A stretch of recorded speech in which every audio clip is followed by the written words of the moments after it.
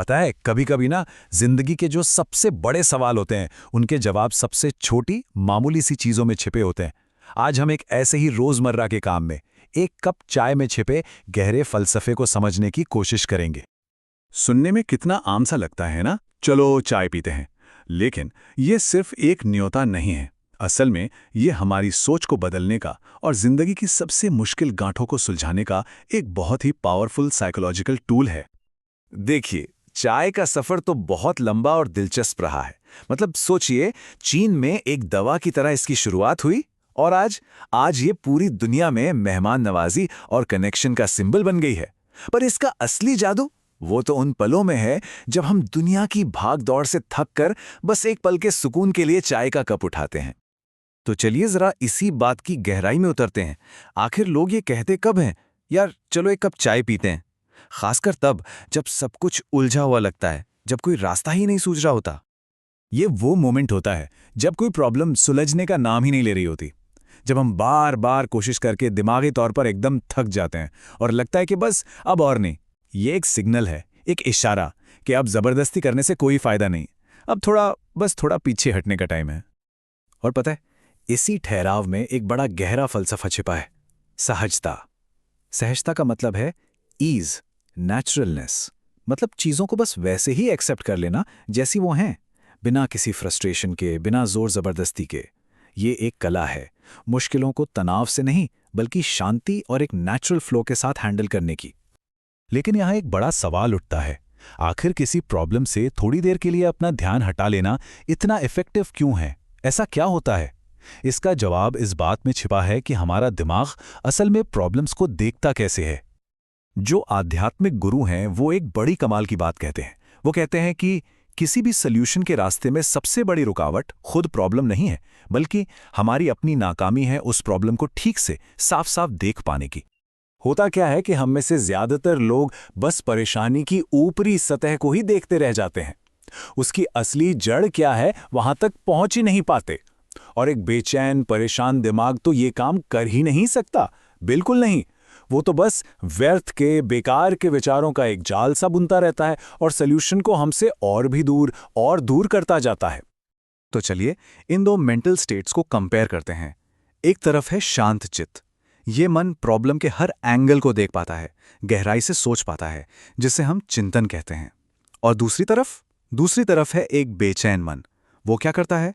वो सिर्फ चिंता और उलझने पैदा करता है और हमें एक ही लूप में फंसाकर रख देता है। और अगर हम इतिहास को देखें ना, तो वो ऐसे उदाहरणों से भरा पड़ा है।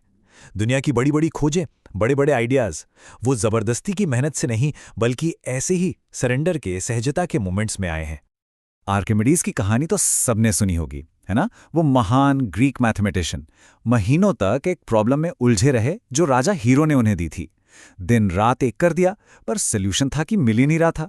आखिरकार वो पूरी तरह फ्रस्ट्रेट हो गए और उन्होंने कोशिश करना ही छोड़ दिया, गिव अप कर दिया। और फिर क्या हुआ? एक दिन जब वो सब कुछ भूलकर एकदम रिलैक्स होकर अपने बाथटब में थे, अचानक यूरेका! जवाब बिजली की तरह उनके दिमाग में कौन था?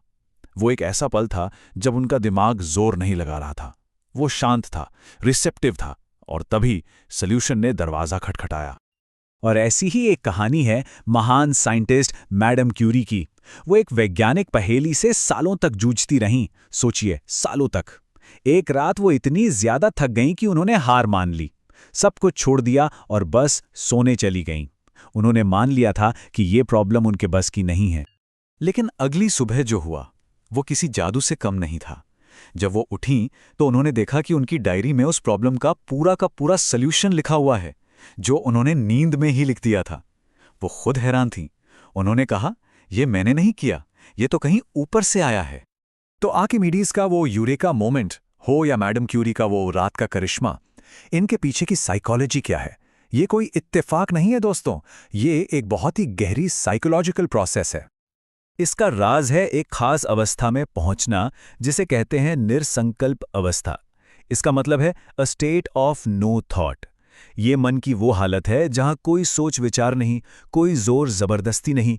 दिमाग बस एक खाली कैनवस की तरह हो जाता है, जो किसी भी जवाब को, किसी भी इंस्पिरेशन को रिसीव करने के लिए पूरी तरह तैयार है।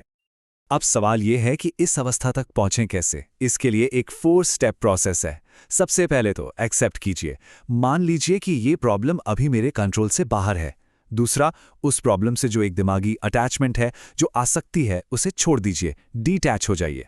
तीसरा, उसे किसी बड़ी शक्ति पर, परमात्मा पर सरेंडर कर दीजिए।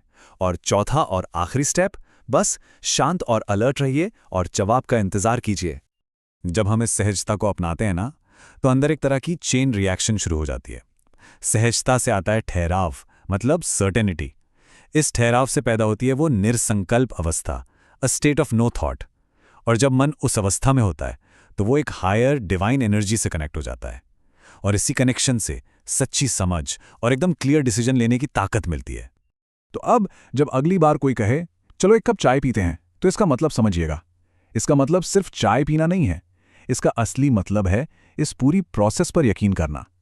मतलब रुको, डिटैच हो जाओ, सरेंडर करो और सॉल्यूशन को खुद चलकर आने का रास्ता दो। तो जरा सोचिए अपनी जिंदगी के बारे में। ऐसी कौन सी उलझन है, कौन सी प्रॉब्लम है जो शायद बस एक कप चाय का इंतजार कर रही है?